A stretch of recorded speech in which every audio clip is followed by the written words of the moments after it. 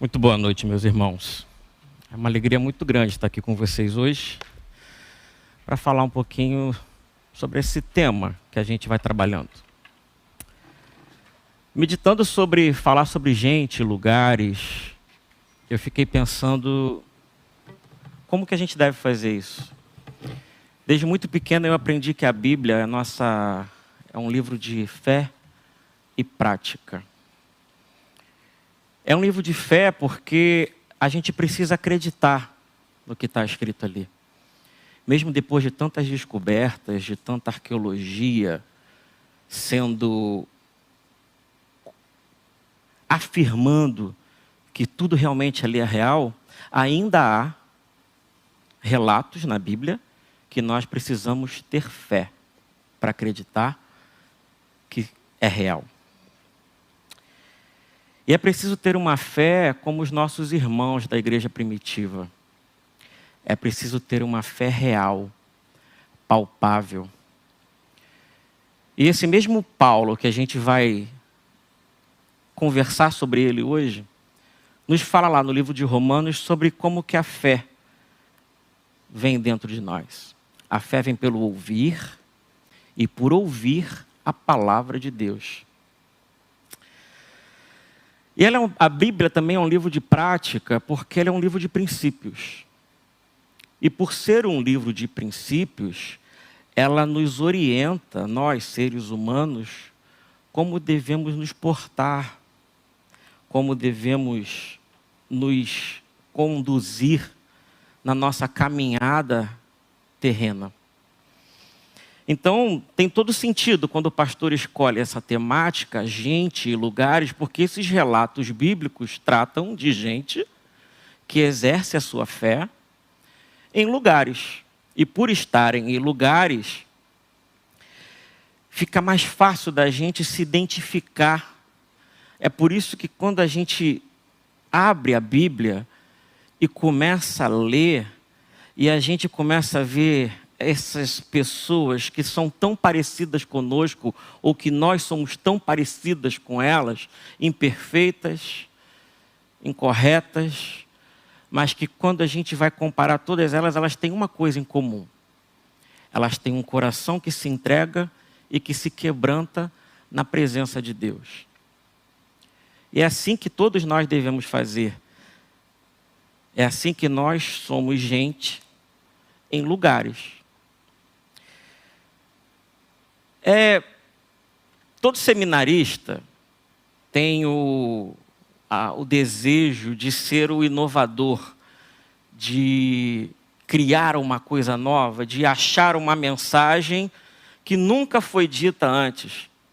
Eu costumo falar lá no seminário para os meus colegas mais próximos que quando a gente abre a Bíblia, a gente tem que ser simples. A gente tem que ler, interpretar, pedir que o Senhor, que o Espírito Santo nos dê iluminação para que a gente compreenda, mas que a gente sempre tem que buscar o mais simples. Porque certamente depois de 2000 anos, já falaram o que a gente pensa em falar e muito melhor do que nós estamos pensando em falar. Então, eu peço que você abra sua Bíblia no livro de Atos, do capítulo 9, nós vamos ler do versículo 1 ao 9, e nós vamos falar sobre Saulo. Esse mesmo homem que, conforme o pastor falou hoje de manhã, também mudou de nome. Também deixou de ser Saulo e passou a ser chamado Paulo. E tudo aconteceu ali, nesse caminho de Damasco. Quando a gente chega nesse capítulo 9 do livro de Atos, a gente se depara com uma igreja sendo perseguida. E onde tinham vários homens que preferiam morrer, tanto homens quanto mulheres, preferiam morrer do que negar ao Senhor Jesus. E um dos principais perseguidores da igreja era Saulo. Saulo, voraz, perseguidor dessa igreja. E a gente chega nesse capítulo 9, depois de já ter tido a morte de Estevão, e Lucas, que é o escritor desse livro, narra para nós que Saulo estava em pé observando o martírio de Estevão. E nós vamos aqui. No capítulo 8, ele persegue todo mundo, e nós chegamos nesse capítulo 9, onde ele inicia assim. Enquanto isso, Saulo ainda respirava ameaças de morte contra os discípulos do Senhor.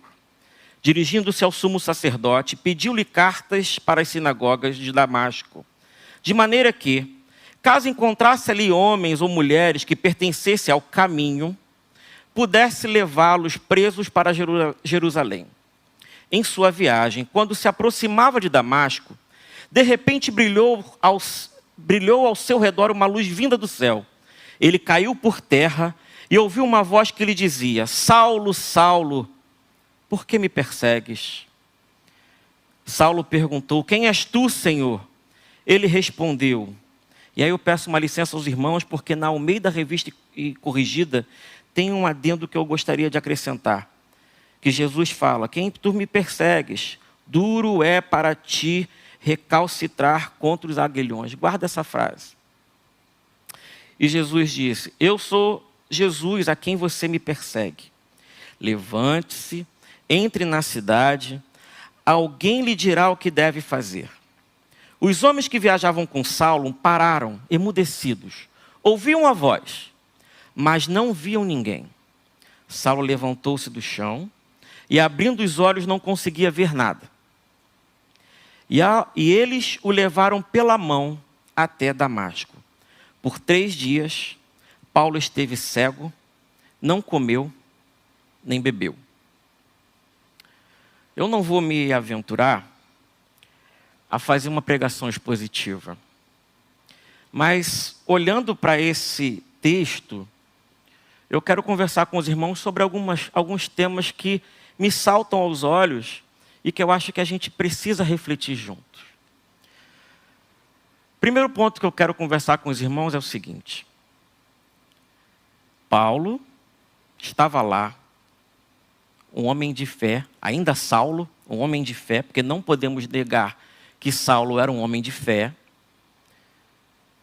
Era um homem que, conforme ele relata lá em Atos 22:3, judeu, nascido em Tarso da Cilícia, mas criado em Jerusalém, foi instruído rigorosamente por Gamaliel na lei dos nossos antepassados. Em Filipenses ele fala: circuncisado ao 8º dia, do povo de Israel, da tribo de Benjamim, verdadeiro hebreu, quanto à lei fariseu, quanto ao zelo perseguidor da igreja, quanto à justiça que há na lei, irrepreensível. Em Gálatas ele fala: no judaísmo eu superava a maioria dos judeus da minha idade e era extremamente zeloso das tradições dos meus antepassados. Então Paulo, ainda Saulo, era um homem de fé. Isso é fato. Só que aqui vem o primeiro ponto que eu gostaria de conversar com os irmãos.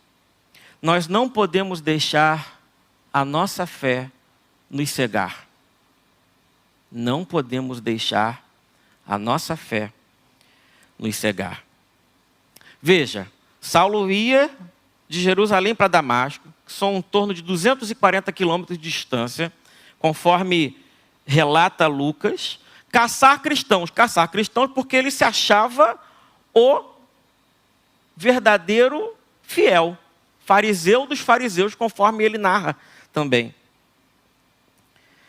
E por que ele queria caçar lá em Damasco? E é importante a gente entender isso, porque Damasco era uma cidade que as rotas comerciais desembocavam ali. Então era uma cidade muito importante. Os judeus cristãos haviam sido expulsos de Jerusalém e estavam todos ali se disseminando. E imagina, ele indo até Damasco atacar esse povo e matar os cristãos, era uma forma dele evitar que fosse disseminada a palavra. Fosse disseminada a palavra desses pregadores do caminho. E quando eu penso que a gente não pode deixar que a nossa fé nos cegue, é quando a gente tem que verdadeiramente olhar para dentro de nós e pensar que nossos fundamentalismos, a nossa religiosidade, não pode anular a graça de Jesus Cristo. Jesus não nos deu autoridade para ser juiz da vida de ninguém. Jesus nos ensinou e nos disse uma só coisa: ide e pregai. A nós não cabe sermos juízes como autoridades, dizendo quem pode, quem não pode, quem é santo, quem não é santo, quem merece, quem não merece. Porque se for por mérito, nenhum de nós merece estar na presença do Senhor. É por Cristo. Aquele justo do Salmo 1, não somos nós. Nós fomos justificados em Cristo. Somos justificados. E quando a gente se coloca nesse papel de juiz, o que a gente faz, a gente tem que ter muito cuidado, porque da forma como a gente olha, algo pode ser uma bênção ou pode ser uma maldição. Tudo depende dos óculos que a gente usa. Eu não estou falando desses óculos. Eu estou falando daqueles pressupostos que a gente traz com a gente. Onde a gente se converte, a gente começa a achar que a nossa fé é mais pura que de todo mundo. Imagina, nas mãos de um fundamentalista, de um religioso somente, de uma relação institucional somente com a igreja, até o evangelho vira fonte de segregação, vira fonte de separação. Quando, na verdade, é Cristo. Quando a gente está em Cristo e quando a gente oferece a Cristo, que é o próprio evangelho, ele derrama sobre nós a graça e transforma a nossa caminhada. Não podemos ser esses juízes que nós gostamos de ser. Temos que ter uma caminhada que a gente consiga espalhar o nosso amor. Imagina, a gente, em nome da religião, em nome da nossa fé, a gente é capaz de cometer as maiores barbáries que a gente tem visto hoje em dia. Em nome da fé, a gente mata. E às vezes não é nem uma morte física. A gente mata um irmão. Mas Jesus nos ensinou no Sermão do Monte que quando a gente mata um irmão em pensamento, a gente já cometeu o homicídio também. Em nome da nossa fé, a gente separa, a gente segrega, a gente seleciona, a gente tem ódio. Em nome da nossa fé, a gente odeia o outro que é feito à imagem e semelhança do Senhor. Nós não podemos nos preencher com ódio, com ira, com raiva. Essa semana eu estava lá no hospital com a minha mãe e eu fiquei lembrando de um hino do cantor cristão, que ele fala assim: qual adorno desta vida é o amor. A alegria é concedida pelo amor. É benigno, é paciente, não se torna maldizente. Este meigo amor. E na terceira estrofe ele vai assim: ainda quando for custoso, nutre amor. Ao irado e muito furioso, mostra amor. Não te des por insultado, mas responde com agrado. Vence pelo amor. Então, na dúvida, não deixe a fé te cegar. Permita que o amor de Deus, que a graça de Jesus Cristo e esse Espírito Santo que habita dentro de cada um de nós, nos preencha de tal forma que nós possamos derramar amor. E verdadeiramente a gente vai ser sal e luz onde a gente chegar. Nós vamos chegar e vão ver em nós a fonte do amor. O segundo ponto que eu quero conversar com os irmãos é que todos os caminhos conduzem a Jesus. Quando a gente vai olhando esse texto, e eu tenho me apaixonado bastante pelo grego, tem uma palavrinha que parece até uma coisa que é chamada rodós, que é caminho. O próprio Jesus se chama caminho. E Paulo está indo perseguir os seguidores do caminho, os seguidores de Rodós. Quando a gente conhece o caminho, e quando eu falo o caminho, é o O maiúsculo, é caminho com C maiúsculo, que é o próprio Senhor Jesus, a gente consegue viver esse processo da nossa caminhada de conversão, porque é um processo. É um processo. O próprio Paulo viveu o seu processo. Ele, quando ouviu a voz, se pôs por terra, se humilhou, se quebrou e falou: quem é você? E então, ele viveu o seu processo. Nós também temos que viver o nosso processo.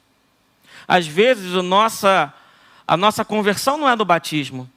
Às vezes a gente aceita Jesus, a gente sabe que tem o amor, a gente sabe que tem a graça. Mas chega aquele determinado momento que a gente tem um estalo, onde tudo se torna claro, onde os nossos olhos se limpam. Como se a gente fosse continuar no texto, como a gente vê como Ananias coloca as mãos sobre os olhos de Paulo e a vista dele se clareia. É assim que acontece conosco também. Mas Paulo não se converteu só ali. E isso traz de ensinamento para a gente, porque que todos os caminhos conduzem a Jesus, naquele trecho que eu pedi para vocês separarem. Duro é para ti recalcitrar contra os aguilhões. Recalcitrar é resistir, é se prender. Aguilhões é uma lança com ponta metálica usada para domar touros bravos. Imagina, Jesus fala para Paulo: duro é para ti recalcitrar contra os aguilhões. Ou seja, Paulo, não adianta você resistir, porque a minha graça vai ser derramada sobre a tua vida e eu vou te domar. Quantas vezes isso acontece com a gente também?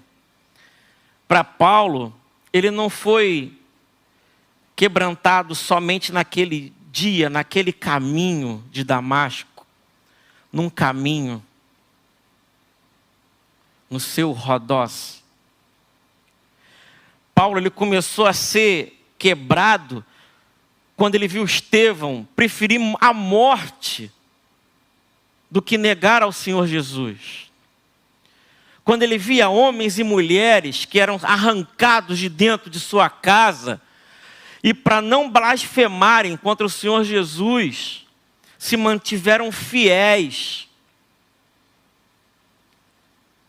a ponto de entregar a sua vida. E eu fiquei pensando sobre isso. Todos os caminhos conduzem a Jesus, não adianta. Eu tenho algumas perguntas para fazer para você, porque foram perguntas que eu me fiz. Você que está me acompanhando em casa, você já teve um encontro com Jesus?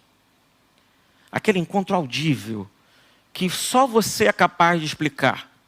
Porque quando a gente tem, a gente percebe. A gente se quebranta, é uma coisa que você sabe assim, é uma certeza que é tomada em você, que a gente não consegue explicar. A minha outra pergunta é: você se lembra onde que esse encontro aconteceu? Qual era o seu caminho que você estava?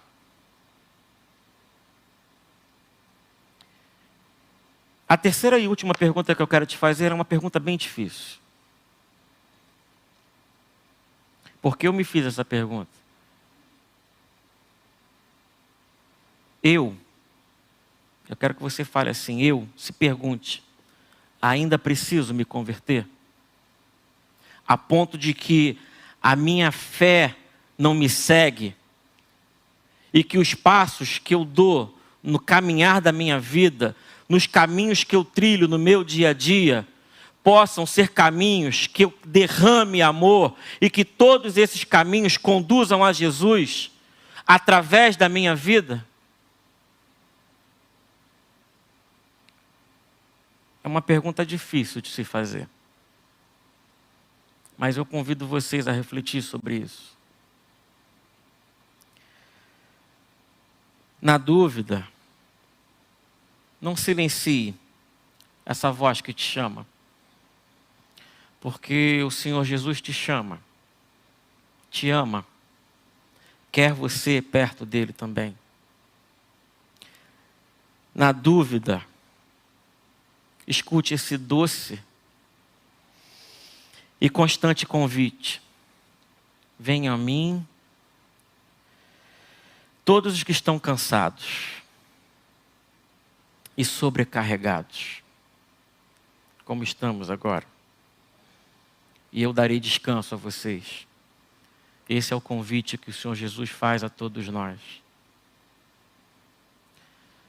Então a gente não pode deixar que a nossa fé nos cegue, a ponto de nos tornarmos fariseus.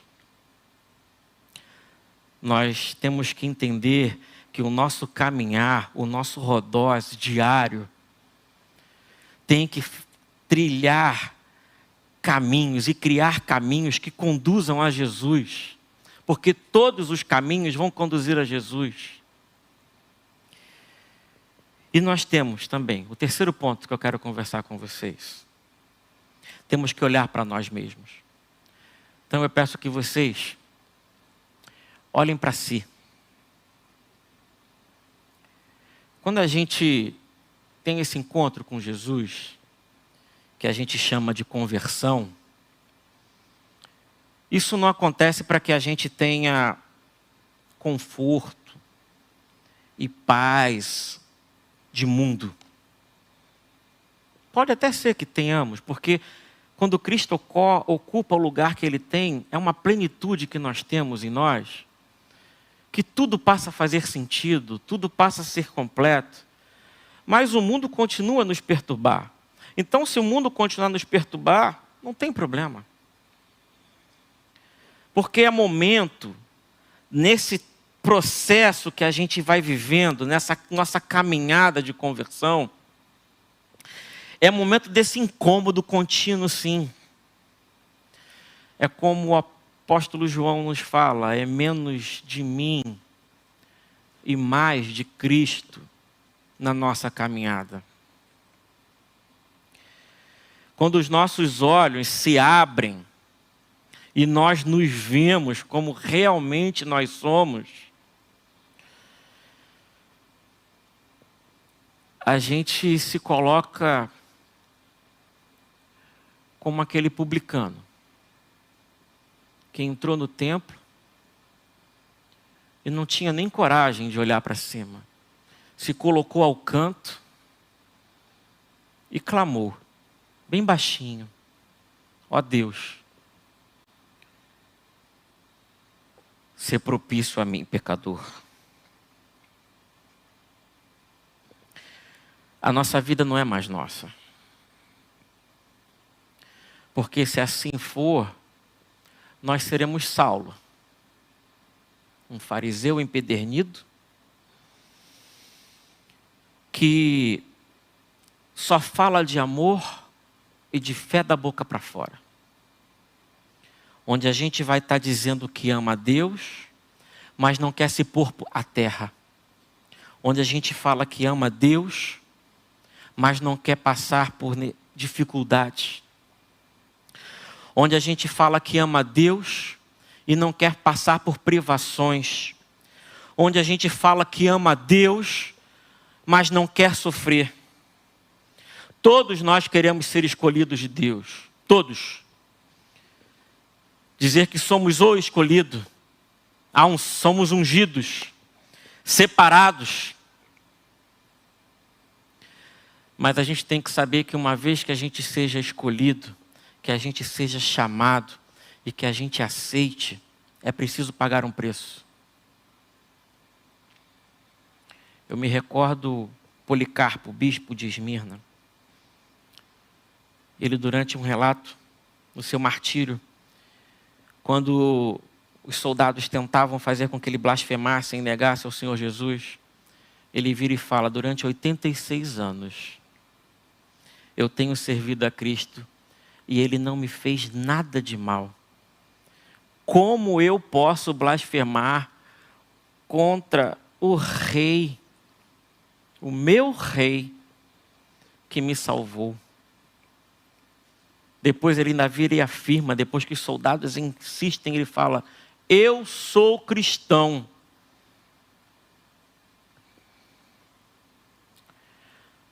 Nós somos cristãos. A nossa fé está nos cegando. Os caminhos que trilhamos conduzem a Jesus. Quando olhamos para nós mesmos, nós vemos essa fé capaz de resistir na fogueira. Ou queremos nos comportar como um cristão mimado? O mês passado eu preguei na igreja da Rio da Prata, eu comentei lá o que um colega meu de seminário falou. O Rodrigo viu e falou assim para mim: Braga, se não fosse a graça de Jesus, todos nós já estaríamos boiando num novo dilúvio. E é verdade. E é bem verdade. Para a gente ir finalizando, eu fiquei lembrando de quando eu era criança. Essa semana que eu passei lá no hospital com a minha mãe, várias lembranças foram passando. Mamãe ontem foi de alta para casa, graças a Deus, se recuperando. E eu fiquei lembrando que quando a gente era criança, lá na igreja da minha mãe, as crianças formam e todas elas recitam um versículo bíblico. E aquelas crianças que não tinham um versículo decorado, usavam sempre o mesmo texto: Deus é amor. Parece simples, mas eu acho que é tudo. Deus é amor. E Deus é amor, e eu vi isso nessa semana que eu fiquei lá no hospital. Eu vi pessoas saindo curadas, eu vi minha mãe se recuperando, se alimentando melhor, ganhando mais força motora. E eu falei assim, eu não me lembro de nenhum versículo aqui agora. O versículo que eu lembro é o que verdadeiramente tem sentido. Deus é amor. E se Deus é amor, é porque Ele é Pai, Ele é Mãe, Ele é zeloso conosco. E aí eu fiquei pensando, então Deus não é só amor, Deus é graça. Deus é graça porque se fez homem, caminhou conosco, morreu por nós, morte de cruz, ressuscitou, para que todos nós tivéssemos a liberdade, a capacidade de vencer o pecado que vive em nós. E Deus também é consolo, porque naqueles momentos de angústia, de dor que muitos de nós estamos passando, o Espírito Santo que habita dentro de mim, que habita dentro de você, meu irmão, Ele nos conforta e nos dá certeza de que quer fazer uma obra através da nossa vida. Então pense comigo. Não deixe que a fé te cegue. Faça com que o seu relacionamento com Jesus seja fonte de vida. Aonde quer que você vá, aonde quer que você chegue. Permita que todos os caminhos te conduzam a Jesus e que todos aqueles que caminham contigo sejam conduzidos a Jesus. E olhe para si. Olhe para si e se veja como é. Imperfeito que somos. Tem uma oração que Spurgeon fez em um sermão, que eu acho que ela fecha bem esse contexto para todos nós aqui. Que ela fala assim: Jesus, Mestre, vem lançar teu olhar sondador sobre mim e julga se estou vivendo para ti ou não. Conceda-me que eu veja a mim mesmo como tu me vês, a fim de que meus erros sejam corrigidos e a minha graça nutrida. Senhor, faça com que eu realmente seja aquilo que eu professo ser, e se eu ainda não sou, Convença-me da minha falsa condição.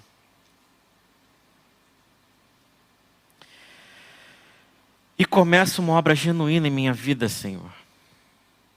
Se eu sou teu e se eu estou certo aos teus olhos, conceda-me uma palavra bondosa de segurança para cessar os meus temores.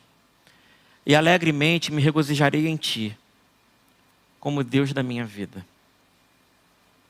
O meu convite a você é que você reflita sobre aquela pergunta que eu te fiz.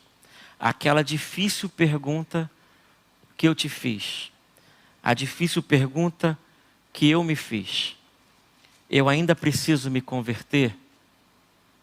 Que o Senhor Jesus abençoe a sua vida, habite dentro da sua casa e que você possa verdadeiramente ter um encontro com Ele, um encontro real, palpável, a ponto de que você se quebrante e deixe que Ele assuma o controle de tudo. Porque o Senhor é bom o tempo todo. Que Deus abençoe a cada um, meus irmãos.